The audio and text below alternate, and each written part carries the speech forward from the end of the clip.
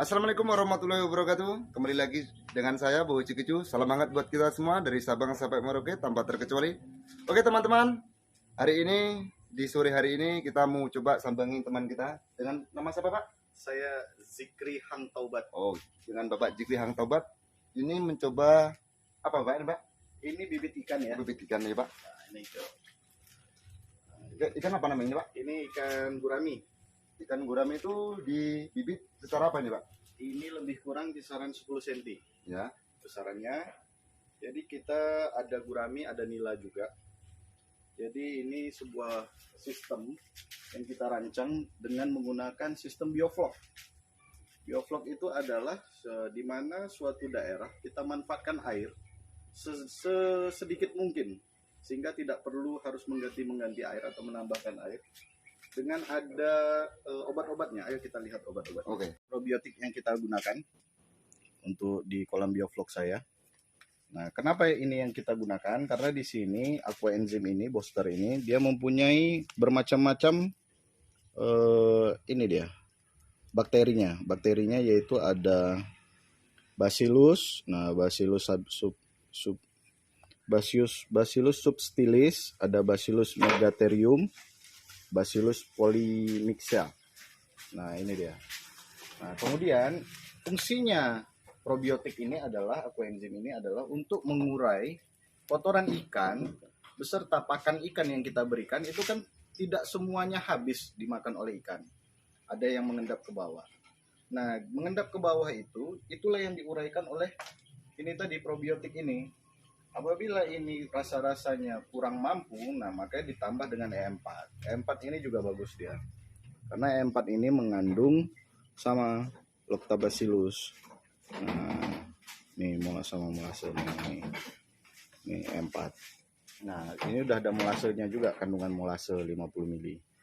Nah, ini juga dia sebelum diberikan pakan ikan, maka lebih bagus diberikan ini dulu, dicampur dulu dia di luar kolam. Nah, kemudian pakai ember gitu kan, masukin, nah didiamkan dulu agak sejam atau 2 jam, sudah nyerap pelet itu di dalam probiotiknya, baru kita berikan. Nah, kemudian selain daripada itu ada ini dolomit. Nah, ini ada dolomit, ini dia bentuknya dolomit ini. Dolomit ini adalah untuk mempertahankan pH air. Nah, ini dolomit. Oke, nah selain dolomit juga ada molase. Molase ini terbuat dari gula dia, ampas-ampas pembuatan gula. Nah, ini molase. Molase ini fungsinya sama.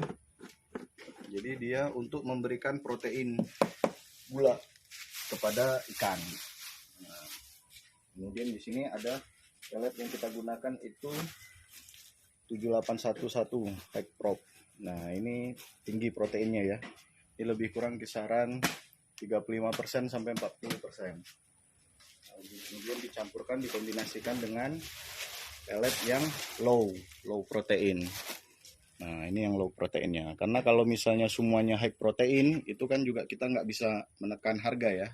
Kita di sini kan juga harus menekan pengeluaran agar mendapatkan keuntungan yang sebesar-besarnya. Namanya juga kita kan berbisnis ya. Nah, ini pH kita untuk mengukur pH air. Nah, ini untuk mengukur pH air, berapa pH-nya nanti dimasukkan segini, sebatas ini airnya. Nah, baru ketahuan berapa. pH-nya itu yang bagus untuk kolam ikan, nila atau gurami atau yang lainnya pun itu 7,5. Maksudnya 7 gimana itu Pak?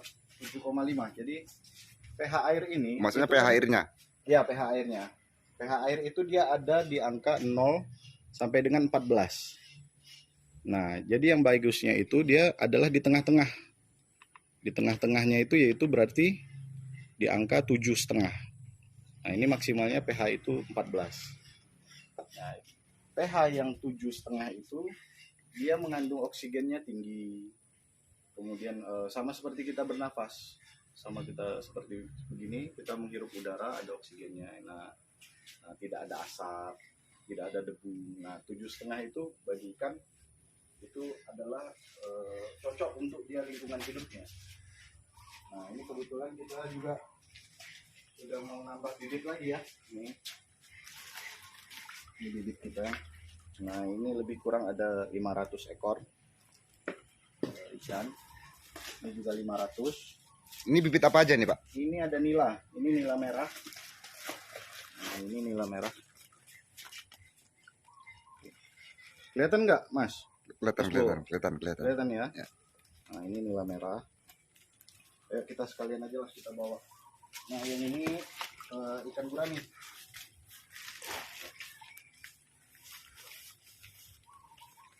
Nah, inilah dia kolam kita. Ini satu tempat kolam kita. Ini kemarin baru selesai panen ini, Mas Bo.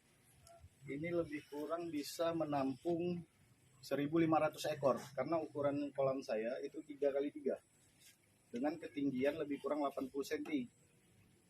Jadi 9x7 ke 9x8 itu kan 7,2 kubik. 1 kubik itu bisa menampung 250 ekor. Kita anggap aja 200.